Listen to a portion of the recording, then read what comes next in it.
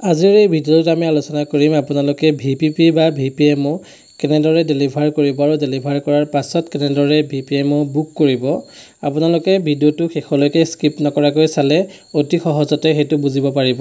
প্ৰথমতে আপোনালোকে as usual day begin কৰিব লাগিব। ডে বিগিন কৰি লোৱাৰ পাছত বেগ ৰিচিভ কৰিব, বেগ অপেন কৰিব আৰু বেগ অপেন কৰাৰ পাছত কি কৰিব লাগিব আপোনালোকে চাই যাব। এতিয়া বেগ অপেন কৰাৰ পাছত ইনভইচ কৰা হয় আৰ্টিকলছখিনি, সেইটো কাৰণে আপোনালোকে ডে বিগিন কৰাৰ পিছত বেগ ৰিচিভ কৰাৰ পাছত বেগ অপেন কৰাৰ পাছত ইনভইচ কৰিব। ইনভইচত ক্লিক কৰি দিব। ক্লিক কৰি দি এমপ্লয়ীজন আপোনালোকে চিলেক্ট কৰি দিব, যোনজন এমপ্লয়ীক লৈ আপোনালোকে ইনভইচ কৰিব। চিলেক্ট কৰি দিয়াৰ লগে লগে আপোনালোকে দেখিবলৈ পাব ইয়াত গোটেই 3টা আৰ্টিকল আমাৰ আহি গৈছে। তাৰে এটা হ'ল আমাৰ ভিপিএমও আৰ্টিকল।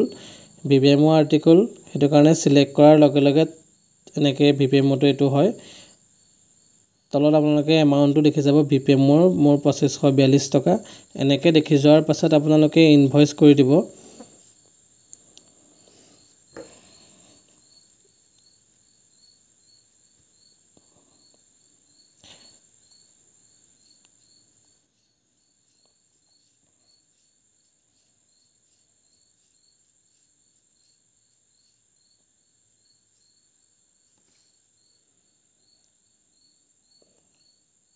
ইনভইচ এনেকৈ ছাকচেছফুল দেখাই দিব। তাৰপিছতে আপোনালোকে ৰিটাৰ্ণ অপশ্যনত যাব। ৰিটাৰ্ণ অপশ্যনত যোৱাৰ পাছত আমি ভিপিএমওটো ডেলিভাৰী দেখাব লাগিব। এমপ্লয়ী চিলেক্ট কৰিব,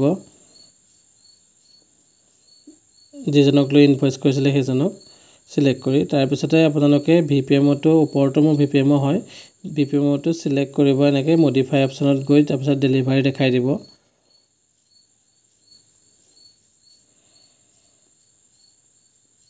ডেলিভাৰ চিলেক্ট কৰাৰ পাছত আপডেটত ক্লিক কৰি দিব।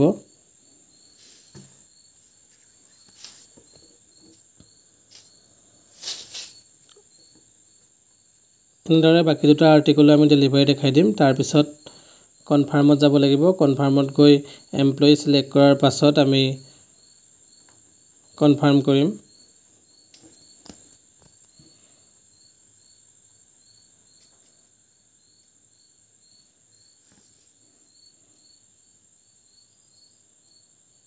কনফাৰ্ম কৰি দিব। কনফাৰ্ম কৰাৰ পিছত আমি ছাবমিট অপশ্যনলৈ যাব লাগিব। তাৰপিছত ছাবমিটত ক্লিক কৰি দিব। তাৰপিছত বিপিএম চিলেক্ট কৰিব, এমপ্লয়ী চিলেক্ট কৰিব যিজনক লৈ ইনভইচ কৰিছিলে। তাৰপিছত আপোনালোকে এনেকৈ দেখিবলৈ পাব কিমানটা আৰ্টিকল ডেলিভাৰ্ড হয় আৰু এমাউণ্টটো দেখিবলৈ পাব ভিপিএমৰ। তাৰপিছত ছাবমিট কৰি দিব, কনফাৰ্ম কৰিব। ইতিমধ্যে আমাৰ ছাবমিট একাউণ্ট ডান ছাকচেছফুলি হৈ গ'ল। তাৰপিছতে একচেপ্ট কেছত ক্লিক কৰি দিব। লগে লগে আপোনালোকে ভিপিএমৰ কেছটো এনেকৈ দেখিবলৈ পাব। একচেপ্টত আপোনালোকে ক্লিক কৰি দিয়াৰ লগে লগে কেছটো ৱালেটত এড হৈ যাব। একচেপ্টত ক্লিক কৰি দিব। তাৰপিছতে ক্ল'জ কৰিব।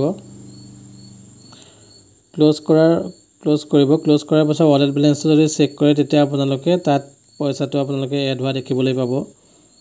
এনেকৈ এড হৈ যাব। আগৰ পৰা বাঢ়ি গৈছে মোৰ পইচাটো। তাৰপিছতে আকৌ বেক কৰাৰ পাছত আপোনালোকে কাউণ্টাৰ অপাৰেশ্যনত যাব লাগিব মানি অৰ্ডাৰ বুক কৰিবৰ কাৰণে। কাউণ্টাৰ অপাৰেশ্যনত যোৱাৰ পাছত COD ৰিটেইল এমও বুকিং তাত ক্লিক কৰি দিব। ক্লিক কৰাৰ পাছত click here to fetch article details এই অপশ্যনটোত ক্লিক কৰি দিব। ক্লিক কৰি দিয়াৰ লগে লগে এনেদৰে আপোনালোকৰ ডিটেইলছটো ইয়াত শ্ব' হ'ব। এনেদৰে আপোনালোকৰ আহি যোৱাৰ পাছত চিলেক্টত আপোনালোকে ক্লিক কৰি দিব। চিলেক্টত ক্লিক কৰাৰ লগে লগে এনেকৈ ডিটেইলছখিনি আহি যাব, কিমানটো পইচা আছিলে, আৰ্টিকল নাম্বাৰ, এনেদৰে আহি যাব সম্পূৰ্ণ ডিটেইলছ। তাৰপিছতে আপোনালোকে নেক্সটত ক্লিক কৰি দিব। নেক্সটত ক্লিক কৰি দিয়াৰ পাছত চেণ্ডাৰ ডিটেইলছ আহিব। চেণ্ডাৰ ডিটেইলছত আপোনালোকৰ ইয়াৰ মানুহজনৰ এড্ৰেছটো হ'ব, মানে যোনজনে আপোনালোকৰ পাৰ্চেলটো ৰিচিভ কৰিছে আৰু য'ৰ পৰা আহিছে পাৰ্চেলটো তেওঁৰ এইটো পেইড হ'ব, মানে উল্টা হৈ যাব। এতিয়া যেতিয়া পাৰ্চেলটো আহিছিলে সেইজন চেণ্ডাৰ আছিলে আৰু ইয়াত ৰিচিভ কৰাজন ৰিচিভাৰ আছিলে, কিন্তু যেতিয়া মনি অৰ্ডাৰ আপোনালোকে বুক কৰিব যোনজন পাৰ্চনে ইয়াত পাৰ্চেলটো ৰিচিভ কৰিছে সেইজন হ'ব চেণ্ডাৰ আৰু য'ৰ পৰা আহিছে সেইজন হ'ব পেই বা ৰিচিভাৰ। প্ৰথমতে আপোনালোকে ইয়াত চেণ্ডাৰ ডিটেইলছত এনেকৈ চেণ্ডাৰ ডিটেইলছবিলাক আহি যায় নিজে নিজে। আপোনালোকে ফিল কৰি দিব যদি নাহে আৰু যিবিলাক স্পেচিয়েল কেৰেক্টাৰ আছে যেনেকৈ ডেছ স্লেছ এইবিলাক মই আঁতৰাই আছোঁ আপোনালোকে দেখিছে এইবিলাক এনেকৈ আঁতৰাই দিব আঁতৰাই দিয়াৰ পিছত চেণ্ডাৰৰ আপোনালোকৰ যোনটো পোষ্ট অফিচ হয় সেইটো চিলেক্ট কৰি দিব এনেকৈ চিলেক্ট কৰি দিয়াৰ পিছত এইবিলাক চব ষ্টেটটো আপডেট হৈ গৈছে মোবাইল নাম্বাৰটো কিন্তু মেণ্ডেটৰী হয় চেণ্ডাৰৰ আপোনালোকে সেইটো ৰাখিব যেতিয়া ডেলিভাৰী কৰে তেতিয়া সেই সময়ত আপোনালোকে মোবাইল নাম্বাৰটো কিন্তু ইয়াত দিব লাগিব COD MO বুক কৰিবলৈ হ'লে এনেকৈ এড্ৰেছবিলাক দিয়াৰ পাছত আপোনালোকে নেক্সটত ক্লিক কৰি দিব এইটো চেকবক্সত ক্লিক কৰিবলৈ চাইছোঁ মানে পিছলৈ আমি এড্ৰেছটো যদি ছেভ কৰিব বিচাৰোঁ এনেকৈ চেকবক্সত ক্লিক কৰিব লাগে হোৱা নাই নেক্সটত ক্লিক কৰি দিব ক্লিক কৰাৰ পিছত পে' ডিটেইলছত মোবাইল নাম্বাৰ সহ সকলো ধৰণৰ এড্ৰেছ আপোনালোকে ইয়াত দি দিব আপোনালোকে পাৰ্চেলৰ ওপৰৰ এড্ৰেছটো লিখা থকা পাব নহ'লে আপোনালোকৰ যোনখন কাগজ আহে কাগজতো আপোনালোকে এড্ৰেছটো পাই যাব য'ৰ পৰা আহিছিলে এনেদৰে এড্ৰেছবিলাক লিখি দিয়াৰ পাছত ছাবমিট কৰিব লাগিব আকৌ আপোনালোকক কৈ দিছোঁ পে' সেইজন হ'ব য'ৰ পৰা পাৰ্চেলটো আহিছিলে চেকবক্সত ক্লিক কৰিবলৈ চাইছোঁ কিন্তু ক্লিক নাই হোৱা এনেদৰে আপোনালোকে এড্ৰেছবিলাক দি দিব অফিচ এড্ৰেছ হয় নে হোম এড্ৰেছ হয় সেইটো চিলেক্ট কৰিব তাৰপিছত ছাবমিটত ক্লিক কৰি দিব ছাবমিট হৈ ক্লিক কৰি দিয়াৰ পিছত এনেকৈ কনফাৰ্মেশ্যন আপোনালোকক বিচাৰিব আপোনালোকে ভালদৰে ইয়াত চেণ্ডাৰ আৰু পে'ৰ সম্পূৰ্ণ ডিটেইলছটো চেক কৰি ল'ব মিলাই চাব আপোনালোকে আৰু দেখিবলৈ পাব পইচাটো এনেকৈ ইয়াত ৰিফ্লেক্ট হৈছে যদি আপোনালোকে ঠিকে থাকে কনফাৰ্মত ক্লিক কৰি দিব কনফাৰ্মত ক্লিক কৰাৰ পাছত এনেদৰে আপোনালোকৰ ইয়াত কনফাৰ্মেশ্যন আহি যাব PNR নম্বৰ এটা এনেকৈ আৰু আপোনালোকে ইয়াত দেখিবলৈ পাব ৰিচিপ্ট আহিছে প্ৰিণ্ট আহিছে আপোনালোকে প্ৰিণ্ট কৰিবও পাৰিব বা ৰিচিপ্টত ক্লিক কৰি ৰিচিপ্টটো চাব পাৰিব এনেদৰে আপোনালোকে ৰিচিপ্টটো ক্লিক কৰাৰ লগে লগে ৰিচিপ্ট আহিছে PDF হিচাপে আপোনালোকে ছেভ কৰিব পাৰিব এক্সট্ৰেক্ট PDFতকৈ এনেদৰে আপোনালোকে পাই যাব PDF হিচাপেও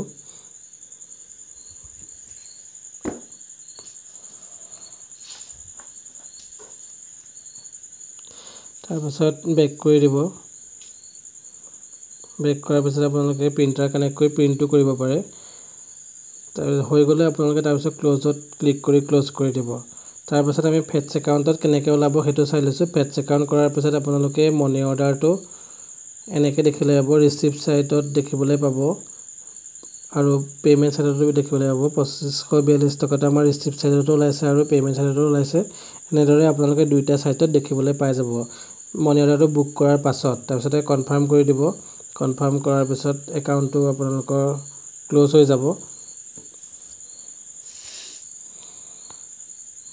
ক্ল'জ হোৱাৰ পিছত আপোনালোকে কি কৰিব DN কৰিব লাগিব আৰু DN কৰাৰ পিছত কি হয় আমি সেইটো চাই ল'ম DN কৰাৰ পাছত আপোনালোকে যেতিয়া বোডা জেনেৰেট কৰিব বোডাত কেনেকৈ ওলাই আমি সেইটো চাই দেখুৱাই দিছোঁ মই বোডা জেনেৰেট কৰাৰ পাছত আপোনালোকে ইয়াত আপোনালোকৰ ৰিচিপ্ট ছাইডত আপোনালোকে গোটেই টোটেল পইচাটো দেখিবলৈ পাই যাব এনেকৈ মনি অৰ্ডাৰ ৰিচিপ্ট বুলি আহিব তাত আপোনালোকে যোনটো মনি অৰ্ডাৰ ৰিচিপ্ট কৰিছিলে সেইটো আহি যাব সেইটো এমাউণ্টটো আহি যাব আশা কৰিছোঁ আপোনালোকে ভিডিঅ'টো চাই ভাল পালে যদি ভাল পালে ছাবস্ক্ৰাইব কৰিব আৰু লাইক কৰিব শ্বেয়াৰ কৰিব ধন্যবাদ